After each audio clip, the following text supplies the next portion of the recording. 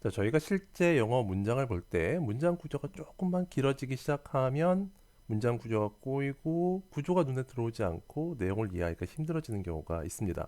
단어를 많이 공부해서 단어도 다 알고 문법까지도 공부를 많이 했는데도 문장 구조가 보이지 않을 때가 있어요.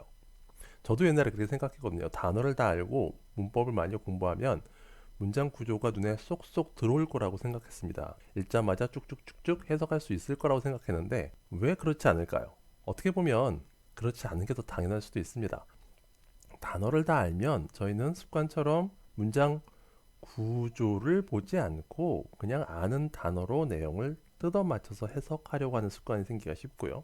문법을 또 너무 많이, 너무 깊이 공부하면 오히려 그 복잡한 문법 지식이 문장을 볼 때 방해가 될 수도 있습니다. 너무 많은 문법 중에 어떤 건지가 헷갈리는 거죠. 그 수많은 문법 공식 중에서 어떤 걸 적용해야 되는가가 헷갈리기 시작하는 거죠. 자, 그렇다면 도대체 어떻게 해야 될까? 오히려 방법은 더 쉬울 수가 있습니다. 단어 너무 많이 외울 필요 없고요. 문법도 너무 깊이 공부할 필요가 없는 거죠. 단어는 가장 기본적인 동사하고 형용사만 조금만 외워놓고 바로 시작하고요. 복잡한 문법 이전에 구조를 조금만 공부할 필요가 있는데요. 저희가 힌트 노트에서 말씀드린 뿌리 원칙 정도만 알아도 충분합니다.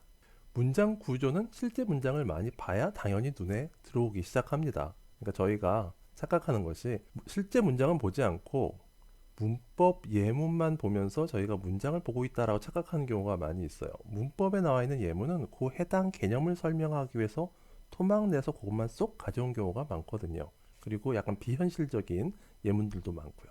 그런 거 말고 실제로 어떤 영어의 개념을, 어떤 단어를 영어로 풀어서 설명해 주는, 논리적으로 풀어서 설명해 주는 실제 문장을 많이 보고 듣는 게 가장 좋은데요.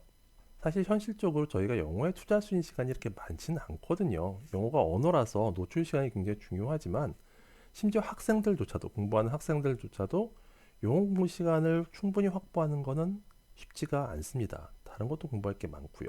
그럼에도 불구하고 꾸준히 조금씩이라도 실제 문장을 접할 수 있는 방법. 그중 하나가 영어 사전, 영영 사전을 참고하는 거죠. 뭐 어떤 특정한 영영 사전을 꼭 보셔야 된다. 뭐 이걸 맨날 끼고 다녀야 된다 이런 말씀은 아니고요.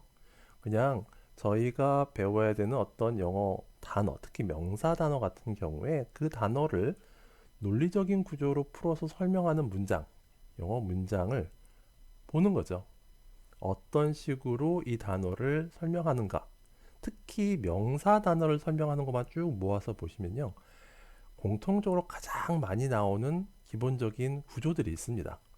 몇 번만 연습해 보면 같은 구조가 계속 반복되기 때문에 이런 구조들이 눈에 쏙쏙 들어오기 시작합니다. 많은 분들이 착각하시는 것이 영어가 익숙해지는 것보다 이해하는 게 어렵다라고 생각하시는데 오히려 그 반대입니다. 이해하는 게 훨씬 쉬워요. 이해는 조금만 생각해 보고 좋은 문장을 몇 개만 분석해 보면 아, 영어는 이런 거구나. 영어 문장 구조는 이런 거구나라고 이해하는 거는 금방 해결될 수가 있습니다.